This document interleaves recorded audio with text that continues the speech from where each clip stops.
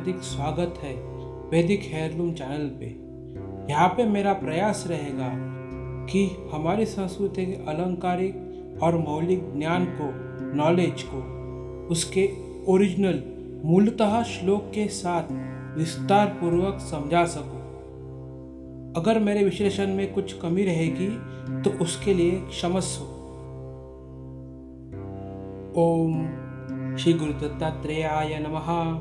दत्त गुरु के बारे में जानने के लिए हमने श्री दत्त महात्म्य ग्रंथ चुना है इस वीडियो सीरीज के लिए। श्री दत्त महात्म्य का पहले अध्याय का तीसरा भाग, इसका क्रम पहले ओवी रहेगी और उसके बाद उसका विश्लेषण।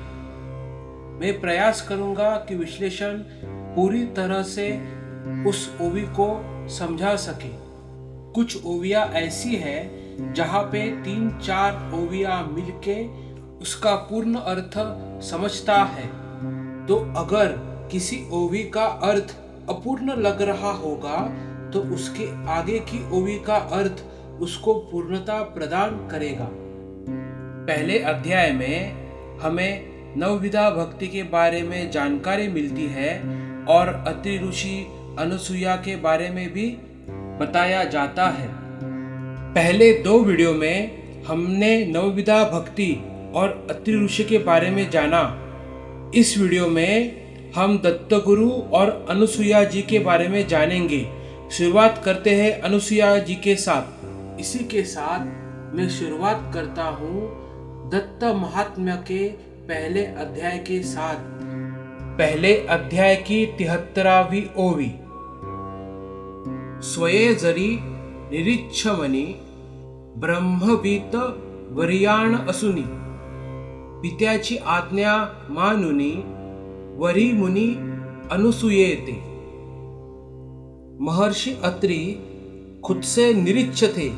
ब्रह्मविद वरियान अर्थात ब्रह्मविद लोगों में सर्वश्रेष्ठ थे, तथापि पिता की आज्ञा का पालन करके अत्रि मुनि जी ने अनुसूया से विवाह किया।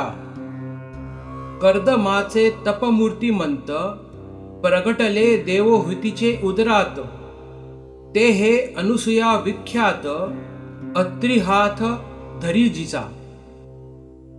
कर्दम प्रजापति के मूर्तिमंत तेज देवहूति के उदर में यानी पेट में प्रकट होके उससे जो कन्या रत्न का जन्म हुआ वही है अनुसूया। उनका पानी ग्रहण करके अत्रि ऋषि ने उनसे विवाह किया। अतिथि जिच्या स्वप्नी ही मागे परतोनी गेला नाही, जिने स्वये लग्न होऊनिही दिधली भिक्षा त्रिमूर्तिला। उस अनुसूया की ख्याति इस प्रकार की थी कि सपने में भी उनके यहाँ से कोई अतिथि खाली हाथ नहीं गया। वही है वो महासती जिन्होंने नग्न होके त्रिमूर्ति को बाल रूप में भिक्षा दी। सावित्री लक्ष्मी पार्वती ऐकुन अनुसूया सती ख्याती, मत्सरे ग्रासुनी पाठवीती स्वपतिते जीपाशी। ब्रह्मदेव की पत्नी सावित्री, विष्णु की पत्नी लक्ष्मी और शंकर की पत्नी पार्वती, इन्होंने अनुसूया के पतिव्रत्य की ख्याति सुनी थी और वो मत्सरग्रस्त हो गई। मत्सरग्रस्त होके उन्होंने अपने अपने पति जी को, मतलब ब्रह्मा विष्णु और महेश को, इनको उनका मतलब अनुसूया जी का सत्वहरण करने के लिए भेजा। सतीचे सत्व हरावया तिन्ही देव अतिथी होऊनिया, आले बाल करुणितया ठेवी अनुसूया धर्म बळे। ब्रह्मा विष्णु और महेश तीनों ही देव अनुसूया का सत्वहरण करने के हेतु से अतिथि के वेश में उनके पास आ गए। उस वक्त अनुसूया ने उनको छोटे बालकों का रूप देके अपने पास ही रखा। गर्वताठा तुट्टा येती, तिनी देवी पती मागती, अनसुया बाळे ठेवी पुढती, त्या नेनती पतीच्या खुना। सावित्री, लक्ष्मी और पार्वती अपने अपने पति के शोधार्थ अनसुया के पास आ पहुंची। उस वक्त उनको अपने पतिदेव की पहचान नहीं समझ में आई। मग हासुनी अनसुया त्यांचे पती देई तया, सती लाभे अशा सामर्थ्या, पातिव्रत्याश्रयेति। उनकी यह अवस्था देख के अनुसुया को हंसी आई और उन्होंने उनके उनके पति उनको दे दिए। पतिव्रत्य व्रत का पालन करने वाली स्त्री को मतलब सती को विलक्षण सामर्थ्य मिलता है। इसके कई उदाहरण हैं, जैसे कि सत्यवान सावित्री की कथा या फिर महाभारत की गांधारी। सूर्या शापी कौशिक सती, तेव्हा अंधकारे प्राणी मरती, तिशी समजावोनी उदयाप्रती, सूर्या आणि अनसुया। ऐसे और एक उदाहरण है कौशिक की पत्नी सती, जिन्होंने सूर्य को शाप दिया, तब अंधकार से प्राणी मात्र मरने लगे। तब कौशिक पत्नी को अनसुया ने ही समझाया था, तब जाके सूर्योदय हुआ। मांडव्य शापे ब्राह्मण, सहसा पावला मरण, न लागता एक क्षण, अनुसया तया उठवी। मांडव्य मुनि के श्राप से ब्राह्मण मृत हो गया, तब अनुसुया ने उनको कुछ ही क्षण में फिर से जीवित कर दिया। सुदुष्कर करणी पाहुन, देव देती वरदान, तिनी देव पुत्र होऊन, तदधीन राहती असा। यह दुष्कर अनुभूति देख के देवों ने अनसुया को वरदान दिया कि ब्रह्मा, विष्णु और महेश ये तीनों उनके पुत्र होके उनके अधीन रहेंगे। जिला मृदुला झाली धरा, मंद मंद वाहे वारा, शीतलता ये दिवाकरा, अमरा थरथरा कांपरा ये। जिसके अस्तित्व से धरणी माता मृदु हो जाती है और हवा मंदता से प्रवाह करती है और सूर्य के तेज को शीतलता आती है और अमरलोक मतलब देव भी डरने लगते हैं। चंद्र तुल्य तिचे सौंदर्य, म्हणता वाटे मना भय, कलंकी तो तिचा तनय, कलांचा क्षय जयाच्या। इस तरह से अनसुया का सौंदर्य है ऐसे बताने को भय लगता है, क्योंकि उनका पुत्र कलंकित होते हुए भी उसकी कलाओं का क्षय होते रहता है। यहाँ पे चंद्रमा का वर्णन है। पूर्णिमेसी पूर्ण हो जरी, तरी सरतांची रात्री, निस्तेजस्क होय त्याची सरी, कोण करी अनसुयेसी। वह पौर्णिमा में पूर्ण रूप होता है, फिर भी रात खत्म होते ही निस्तेज हो जाता है। उसके तुलना में अनसुया के सौंदर्य की तुलना किस प्रकार की जा सकती है? तेजस्वी सूर्य मनोतरी, उदयास्त असे बरोबरी, अनसुयेच्या तेजापरी, नित्य तेज दावी कोण अंगी। अगर सूर्य को तेजस्वी कहे तो उनका भी उदय अस्त होते ही रहता है। अनसुया जैसे नित्य तेज और किसका हो सकता है? कौशिक स्त्रियेने देता शाप, कळले सूर्याचे तप, जानोनी सतीचा कोप, घेतली झोप दशदिन। कौशिक पत्नी ने जब श्राप दिया था तब सूर्य का सामर्थ्य दिख गया। उसके श्राप को घबरा के वो 10 दिन सो गया था। त्याला उदया आनिला, असी दाविली सहज लीला, कोणतये अनसुयेला जगी तुला करील।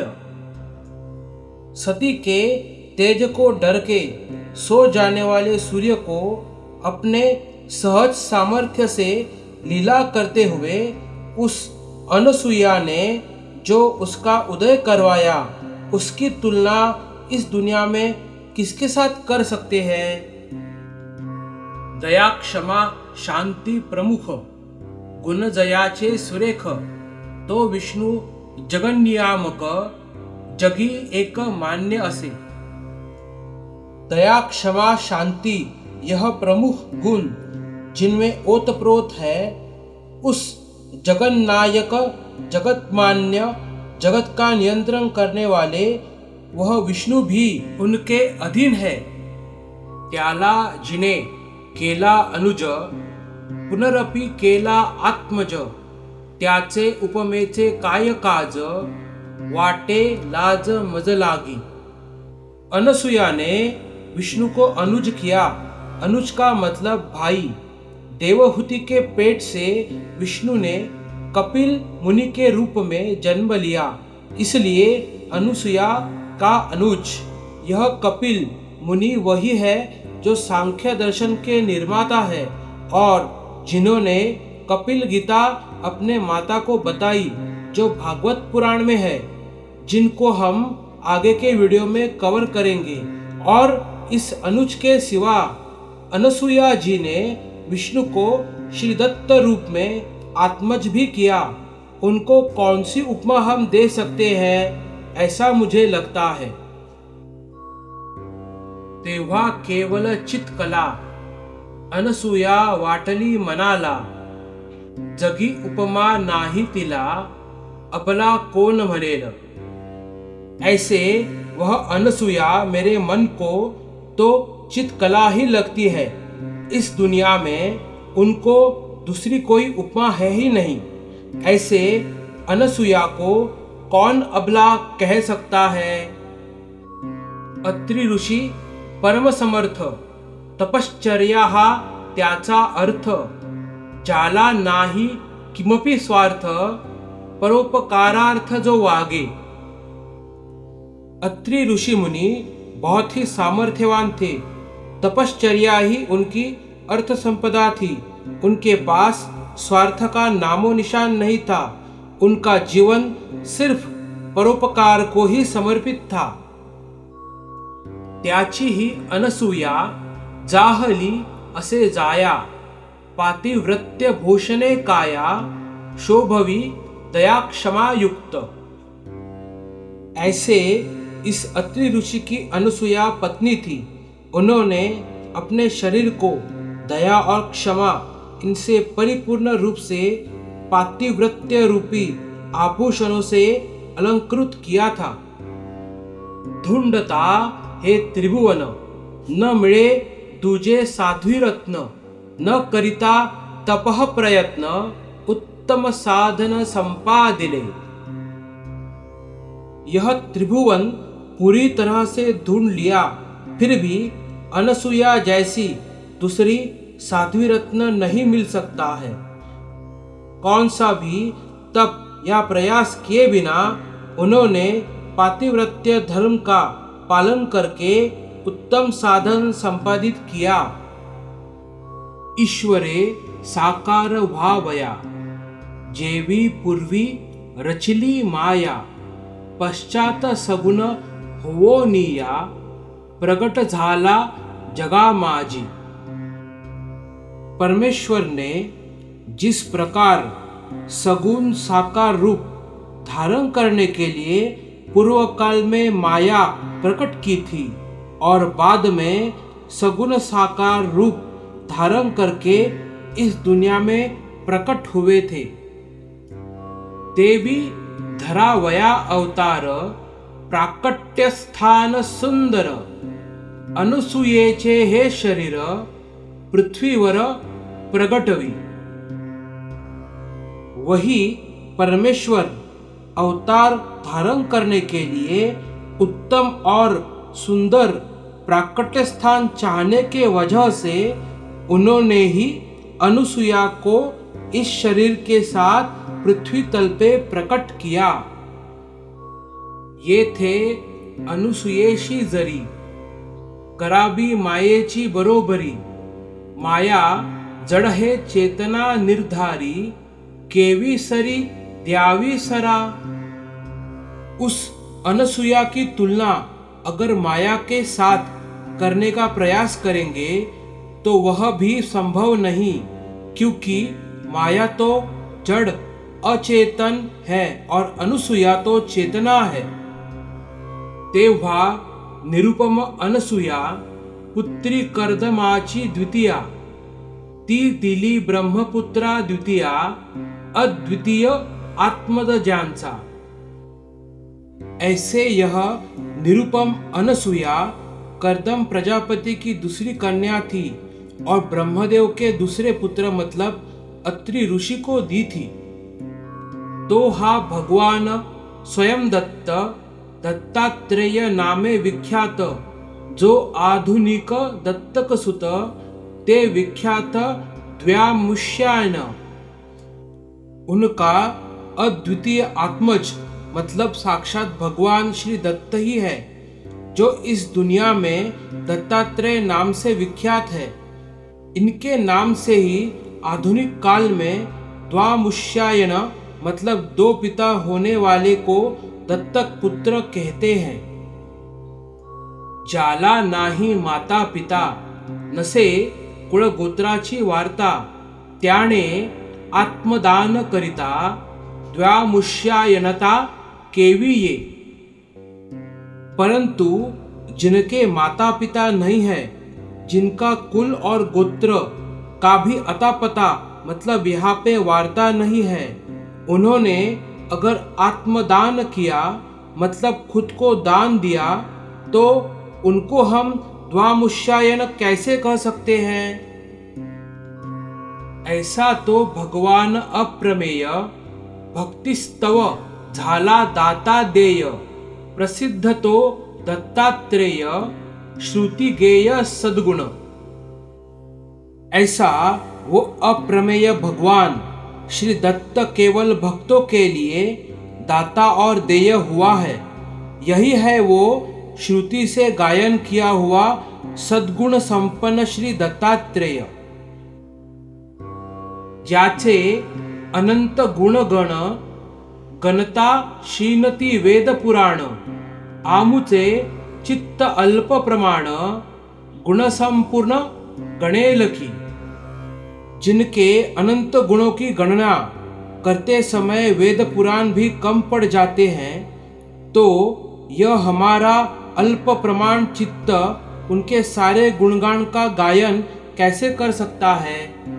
अथवा सत्कवित्व रचून देवांचे तोषवाया की मन, बृहस्पतीचे कवित्व सद्गुण विस्मय कारण तेहि नोहे। नहीं तो सत्कवित्व की रचना करके देवों का मन संतुष्ट करने के लिए बृहस्पति के सद्गुण कवित्व विस्मयकारक बताए तो यह ऐसे भी नहीं है। तरी येथे किमपि कारण नसे जसे करी प्रेरण, तसे घडे हे लेखन नाही अभिमान कर्तृत्वाचा। ऐसा कोई भी कारण नहीं है। परमेश्वर की कृपा से जिस तरह प्रेरणा मिलती गई उसी तरह से यह लेखन का कार्य हो गया। इस कार्य का हमें कैसा अभिमान। गोदावासी वेद धर्मा तो निस्तारावया निज कर्मा, काशीवास करुणी शर्मा पावला दुष्कर्मा टाळोनिया। गोदावरी के किनारे वास करने वाले वेदधर्मा अपने निज कर्म का संचित शमन करने के लिए काशीवास करके दुष्ट कर्मों को नष्ट करके शर्मा बन के रह गए। त्याची सेवा दीपक शिष्य होवोनी करी चोख, 21 वर्षे साहे दुःख नोहे परामुख सेवेसी। उनकी सेवा उनका शिष्य दीपक ने अपने लगन से की। 21 सालों का दुख सह के भी वो उस सेवा से परांगमुख नहीं हुआ। त्यासी हरिहर प्रसन्न होती, बळेची वरदान देती, तरी न भूले त्याची मती, सत्य धृति केवळ तो।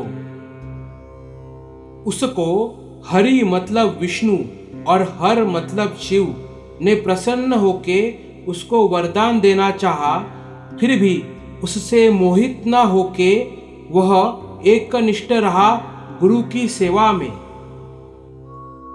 मग गुरु म्हणे वर घे आता, शिष्य म्हणे सांगा दत्तचरिता, तेने तथास्तु म्हणोनी कथा, श्री दत्ताची कथियेली। इस प्रकार उस शिष्य दीपक को गुरु ने पूछा, जो चाहिए वो वर मांग लो। इस प्रकार गुरु ने पूछने के बाद उसने मतलब दीपक ने कहा, आप मुझे दत्त चरित्र बता दो। इस प्रकार वेद धर्मा श्री गुरु महाराज सद्गुरु ने तथास्तु ऐसे कह के श्री दत्त कथा का निरूपण किया। इति श्रीमत् परमहंस परिव्राजकाचार्य वासुदेवानंद सरस्वती विरचिते श्री दत्त महात्म्ये प्रथमोध्याय। श्री गुरु दत्तात्रेय पर्णवस्तु। इस प्रकार प्रथम अध्याय की समाप्ति होती है। अभी मिलते हैं दूसरे अध्याय के साथ। धन्यवाद।